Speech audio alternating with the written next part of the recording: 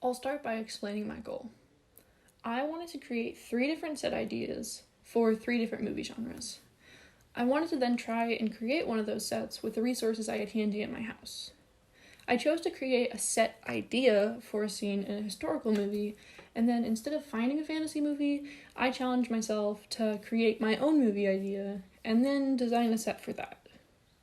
To make my set design dreams more attainable, the idea that I actually put together to film was a set for a modern movie scene. After creating my goal, my process started. I started with basic research on set directing, furniture, and choosing what movies I wanted to do.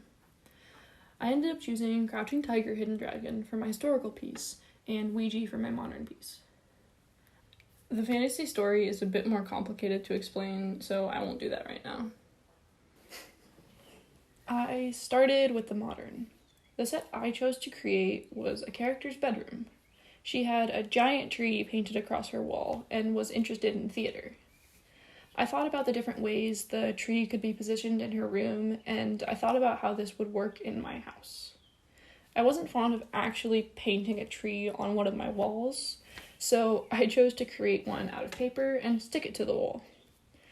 I then tried to figure out colors and patterns that would make sense with the character, and I started finishing some sketches of how I thought it would look.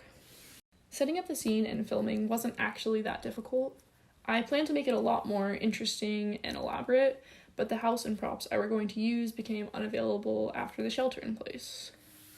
I did my best with what I had, and I think it turned out all right.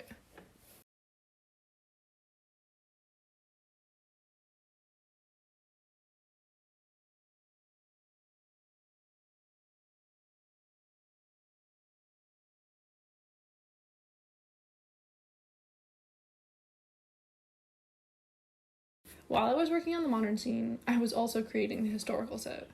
This one was actually my favorite one to do.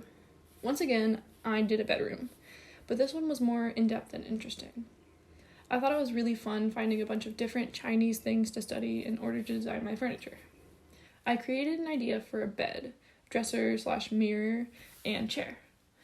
I started with creating the bed, and I went through a couple ideas before deciding that I wanted to make all the outlines from the furniture a bit angular. I ended up coming up with this rough sketch of the bed I wanted to do. Then I started finding different ideas for chairs I could use. I found this infinity-type loop that was in a lot of chairs in the 18th century. A lot of chairs were pretty open-backed with stripes of vertical wood through the middle. I decided to combine the loop with the stripe on the back and came up with this basic idea for a chair I wanted to use in my scene. Lastly, I designed a desk and mirror. This one was actually pretty easy since I found a picture of a mirror stand and I thought it was interesting right away. So I based my desk off of that, while incorporating details that match the chair so they fit perfectly together. I ended up making the chair short to fit the dresser, which is also low to the ground.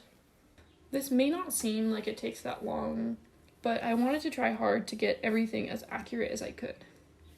I added a lot of repetitions of 8 in the design of the bed because I know it's lucky, and I tried to find 2 types of wood that I could use to make everything look good together. Also, China is well known for being unbelievable at wood carving, so I had to add a lot of little details to make everything look historically accurate. After I came up with a design, I started making bigger drawings of some of them so that I could actually visualize the little details that I wanted. I should probably mention now that drawing isn't my strong suit, so I did the best I could. After finishing the bigger drawings, I made a sketch of how I wanted the room to look, visually, and the proportions of how I thought everything should fit in space together. Lastly, I worked on my fantasy project. This one was the most challenging for me. First, I had to come up with a basic idea.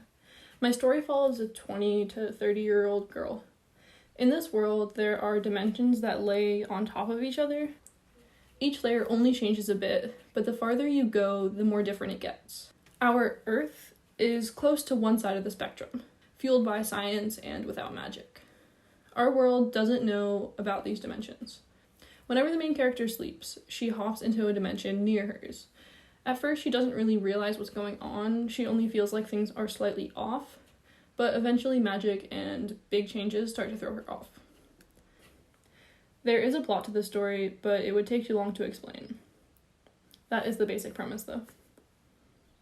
I wanted to build one of the farthest fantasy dimensions. I decided to make the town the main character would live in one of these dimensions, a complete tree village. I made it so that the trees aren't the same as our Earth's trees. More of them looked a lot like big mushrooms or clovers.